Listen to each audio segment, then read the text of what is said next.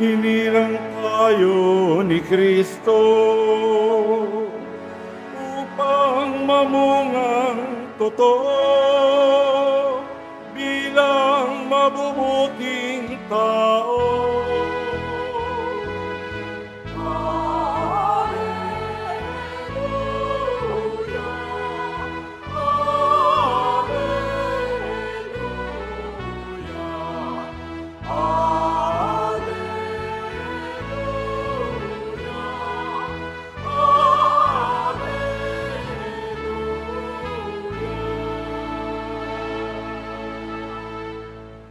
Sumainyo ang Panginoon. At sumaiyo rin. Ang mabuting balita ng Panginoon ayon kay San Marcos. Papuri sa iyo, Panginoon. Sa gitna ng pagbubunyi ng mga tao, pumunta si Jesus sa Jerusalem at pumasok sa templo. Pagkatapos, tingnan ang lahat ng bagay doon. Lumabas siya at nagbalik sa Betania.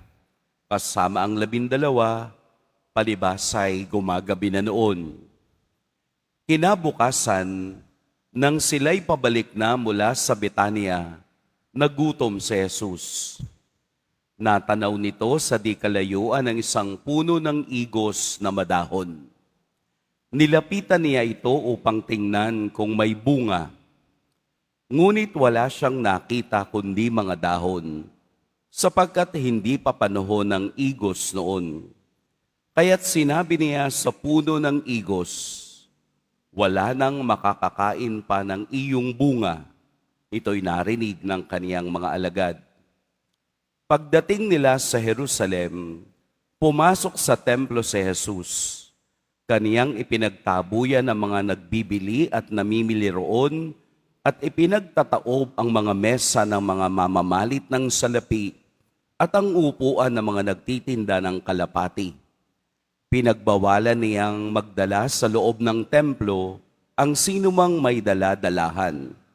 At tinuruan niya ang mga tao, sinabi niya, nasusulat, ang aking bahay ay tatawaging bahay dalanginan sa lahat ng bansa.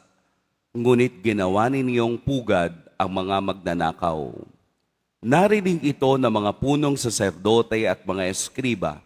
Buhat nooy, humanap sila ng paraan upang mapatay si Jesus, sapagkat natatakot sila sa kaniya dahil sa humahanga ang lahat ng tao sa kaniyang turo.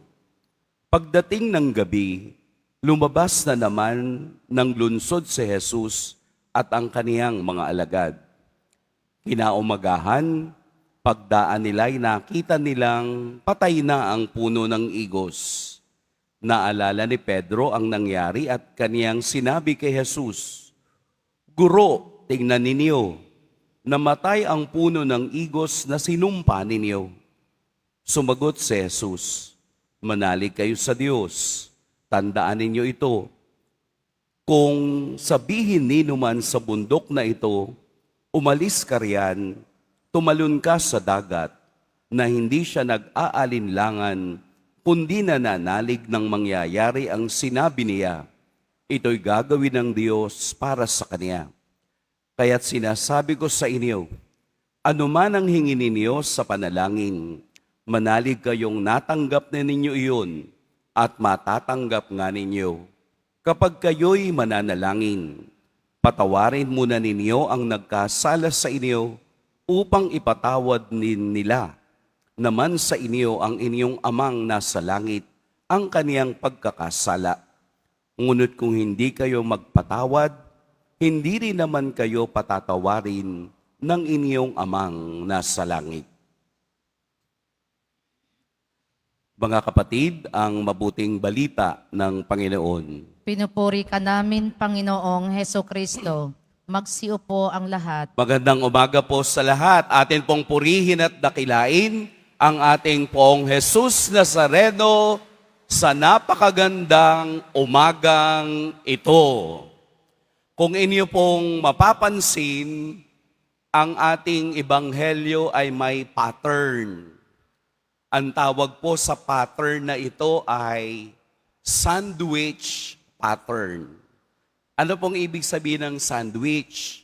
Tinapay, palaman, tinapay. Ayun, yun yung sandwich, ha?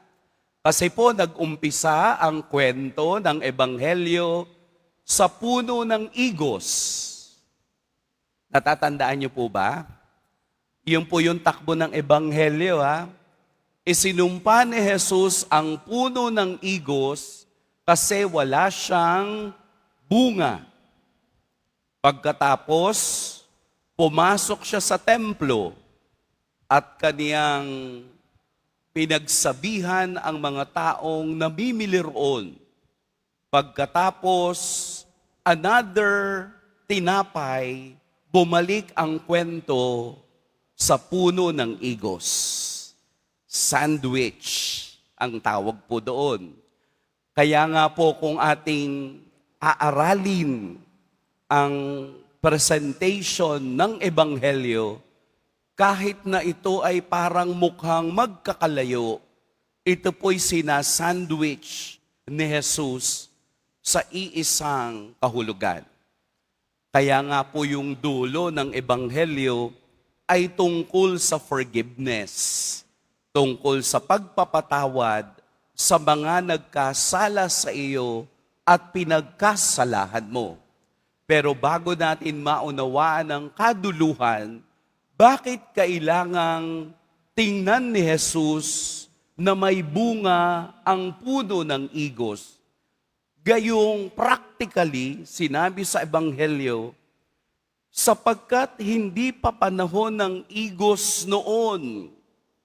Bakit nag-e-expect si Jesus na may bunga ang igos ngayong wala pa naman sa panahon na siya'y magbunga?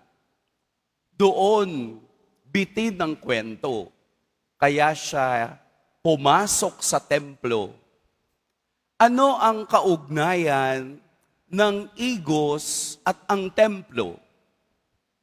Ang igos sa kaniyang panahon ay nagkakaroon ng kaniyang sariling kapakinabangan. Huwag kang maghahayag o magsasayang ng enerhiyang hindi mo papakinabangan. Kaya nga yung igos ng isinumpa ni Jesus ay namatay. Ito'y koneksyon sa isang templong napakagulo, sa isang templong magulo, sa isang templong sambahan ng Diyos na magulo, hindi mo makikita ang paglago. Dahil ginawa nilang palengke, ginawa nilang ang templo ng Jerusalem ay naging lugar ng business enterprises. Mula sa igos na ayaw magbunga hanggang sa lugar na magulo at maingay, hindi mo makikita kailanman ang presensya ng Diyos. Kaya nga po sa dulo, nung isinumpa niya'y namatay ang igos. Mula sa puno ng igos, patungo sa templo, patungo sa kaniyang mga alagad. Sa dulo ang kaniyang dinikdik ay ang mga alagad. Manalig kayo. Anong ibig sabihin nun? Na ang pananampalataya'y hindi mo pwedeng ihalintulad sa igos na kailangang mayroong season. Ang pananampalataya'y walang panahon. Ang pananampalataya'y dapat nagbubunga whether ito'y tag-ulan o tagtuyot. Ang pananampalataya'y at ang tiwala sa Diyos ay kailangang nakikita sa mga sumusunod sa Kanya. Hindi natin pwedeng sabihin sa Diyos na maglilingkod lamang ako kung ako'y masaya. Haharap lamang ako sa Diyos kung ako'y may kailangan. O magdarasal lamang ako kung ako'y namumroblema. Hindi ito ang batayan ng pananampalataya. Ang pananampalataya ay isang relasyon whether it is season and out of season. Deboto ako, Kristiyano ako, kahit na umuulan at umaaraw, wala itong pagkakaiba. Kasi kung hihintayin natin na ang pagkikipagrelasyon sa Diyos ay ayon lang sa aking kagustuhan at emosyon, isusumpa tayo sa Diyos at tayo'y mawawalan ng bunga kalaunan. At ang templo'y tayo rin.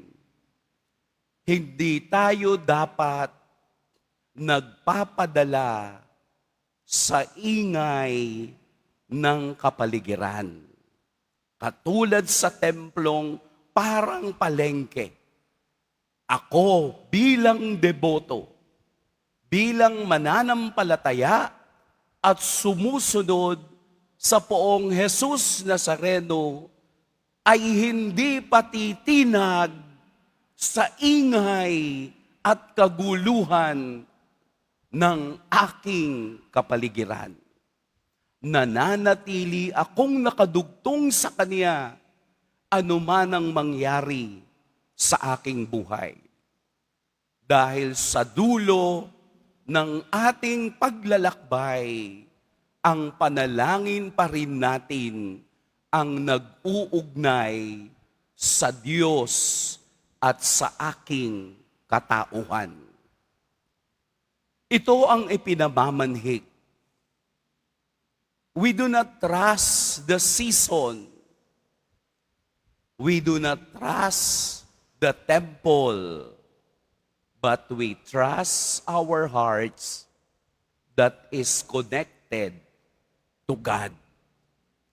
Kaya kung sasabihin mo ngayon na hindi ka nakapagdasal ng mabuti dahil ang gulo-gulo nung nasa harapan na nakikita mo, ay di para ka ng igos na hindi nagbubunga. Ayaw mo nang pumunta ng Quiapo kasi yung mga nagbabantay ang susungit, parang kanila yung simbahan. Katulad ka rin sa templo na nagpapadala sa emosyon ng iba. No matter what happened, no matter what you see, no matter what you feel, what matter is you and God. Anumang hirap ang danasin natin sa pagpasok sa dambanang ito, isa lang ang ating misyon, ang makausap ng harapan, ang makita ng aking mata na hindi ako nababagabag sa ingay ng aking kapaligiran. Ito yung ating tandaan sa bawat pagpunta natin sa Quiapo para magdasal.